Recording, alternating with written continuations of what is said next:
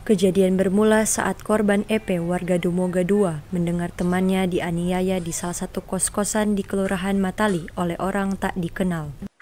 Korban lantas bersama rekannya menuju ke lokasi dimaksud, namun bukannya bertemu dengan pelaku penganiayaan temannya, korban justru dikeroyok sejumlah orang yang ada di sekitar kos-kosan. Akibat penganiayaan ini, korban menderita luka di sekujur tubuh, dan 5 terduga pelaku berhasil diamankan dan menjalani pemeriksaan di Mapolres Kota Mobagu.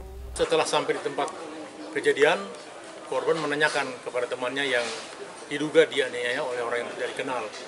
Pada saat dia akan keluar meninggalkan tempat kejadian, dicegat oleh sekelompok orang. Dan pada saat itulah terjadi dugaan penganiayaan terhadap korban. Para terduga pelaku sendiri terancam pasal 170 ayat 1 subsidiar, pasal 351 ayat 1 junto, pasal 55 ayat 1 KUHP dengan ancaman hukuman 5 tahun 6 bulan. Tim Liputan Kawanua TV melaporkan.